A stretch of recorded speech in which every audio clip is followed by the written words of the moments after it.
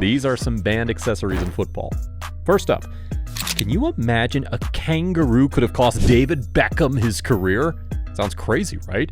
But that's exactly what happened to David Beckham. He led England to the World Cup in 2002 and wore a special boot from Adidas, the Adidas Predator. But there was something very wrong with this boot. It was made of kangaroo skin. When people found out, they were outraged, especially in California, where Beckham was going to play next. But he had a bigger problem than angry fans. In California, killing kangaroos is illegal, and he could have faced a fine of $5,000 or 6 months in jail. And Beckham was too pretty for prison, so he decided to change his boots and pay the fine to end this scandal as soon as possible. Alain Saint-Maximin almost got banned for life. This Alain was playing for Nice in 2018, and he wanted to impress everyone with his style. But he had a deal with Puma that said he could only wear their products. But Alain didn't care about the rules, he cared about the fame. So in a match against Bordeaux, he did something that shocked the world.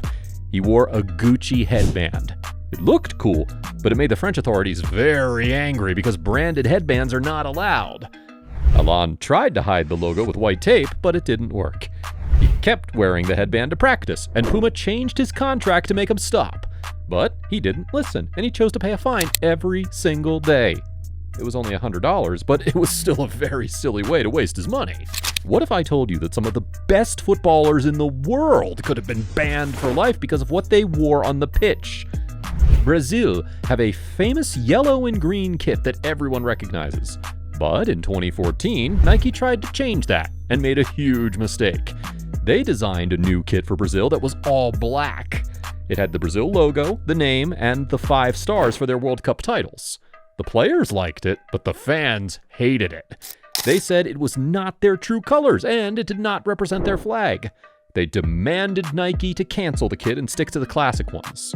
Nike had to listen to the fans and ban the kit. They wasted a lot of money on making and promoting it. Neymar was the star of the campaign, but he never got to wear it in a match. Maybe Nike should have asked the fans first before changing something so iconic. Rafinha made a deal with Adidas that ruined his life. He was a star player for Barcelona.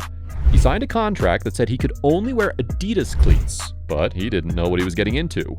He won trophies and medals with Adidas, but he also got injured a lot. And when he was injured, Adidas didn't care about him. They didn't pay him or support him. They just waited for him to make a mistake. And he did. In 2018, Rafinha thought his contract was over, so he switched to Mizuno boots. He felt better and happier with Mizuno, but Adidas had a secret plan. They had extended his contract for 5 more years without telling him, and they sued him for breaking the deal. They wanted him to pay $10,000 for every day he didn't wear their cleats or post about them on social media. And the judge agreed with them. Rafinha had to pay over $1 million to Adidas just because of a pair of shoes. But Sony wanted to make a lot of money from the World Cup in 2014. They paid $280 million to FIFA to be the official sponsor of the event. They made some headphones and they gave them to all the players. They said that the players had to wear them and no other brand. But the players hated the headphones. They said they were bad quality and uncomfortable. They wanted to wear something else.